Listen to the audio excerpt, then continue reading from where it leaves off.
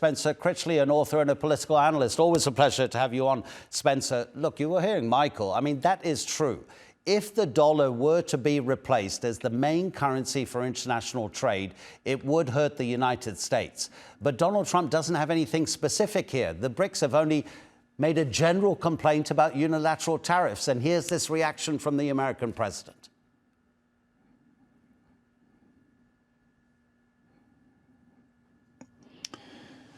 Well, there certainly have been comments from BRICS leaders about the desire to replace the U.S. dollar as the world's reserve currency.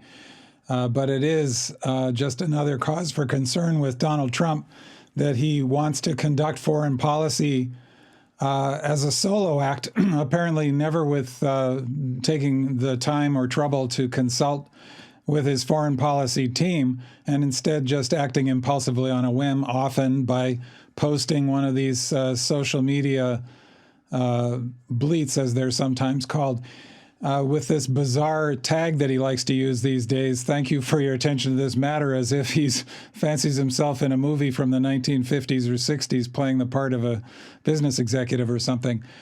But it is a matter of serious concern. And when he threatens tariffs like this, not only is it disruptive to the entire world economy, but his negotiating stance amounts to holding the American people hostage, because, of course, it's Americans who end up paying these tariffs, which are essentially a tax on American consumers and manufacturers.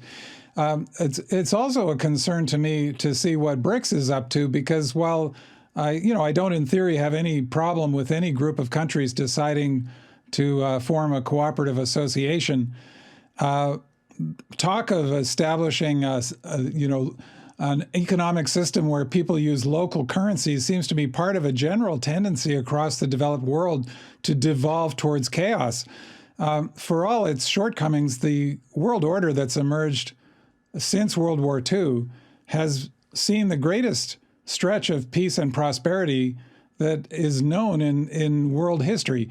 And to form an alliance with pariah states like Russia and Iran, and to have talk of reverting to local control, and one can only imagine what local control would look like in an association dominated by countries like Russia, seems to me, as I say, just part of this devolution towards chaos, which we've seen plenty of in previous human history, and surely that's not the way forward. Yeah, but it doesn't seem to make any difference, Spencer, to Donald Trump, whether a country is a traditional ally of the United States or not. And of course, you're right to point out that Russia and Iran are member of BRICS nations, but he is about to send out letters later on Monday to dozens and dozens of countries, many of whom are allies, laying out what's about to happen with his self-imposed tariffs. So not making a distinction between traditional ally and traditional foe, that becomes a huge problem because everybody is on edge. No, absolutely. So how? Absolutely. He often treats doctrine? Our allies what's the doctrine that he's he employing? Treats our adversaries. I mean, famously, there is no doctrine. John Bolton, his former national security advisor, a very conservative politician and a foreign policy hawk, but not, not a fool, an intelligent person, was on one of the major Sunday shows here in the United States today and described Trump's so-called policy or strategy as just an archipelago of dots, and other people try to draw lines among those dots but fail, and he says Trump can't do it either. It's just impulse, and I think it's a fool's errand to try to discern some kind of doctrine here. This is one of the most concerning things about this whole situation, and as I say, part of an overall pattern of devolution is Trump's chaotic style.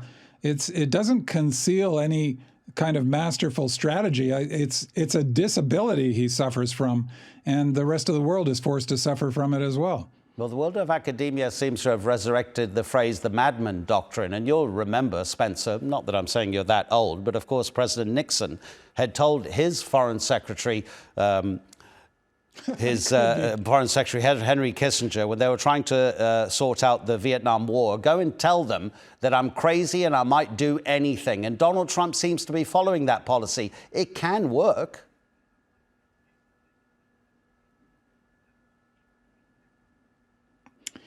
Yes, although, I think it's hard to find examples where it works over time. And I don't think Trump, frankly, has a choice in the matter. It's not a conscious choice like the one Nixon apparently made. Donald Trump actually is a madman, I think, in important ways. I don't think he's in control of himself. I think when he gets these impulsive urges, he is forced to act on them. And as I say, I think it's a fool's errand to try to discern any kind of strategy behind it. I don't think he's actually capable of thinking strategically. He seems unable to do the most basic first step of strategic thinking, which is to imagine what might happen next after you do something. He constantly seems to be taken by surprise by the outcomes of his actions, and then he just improvises another impulsive response to that and sort of surfs on the chaos. That is one thing he actually seems to show a preternatural talent for, is surfing on chaos. He's been doing that for his entire career, from one business bankruptcy to the next, but managing to siphon off lots of cash in the process, even as he drove all those businesses into the ground. And now he's turned the U.S. presidency into a corrupt money-making opportunity, unfortunately.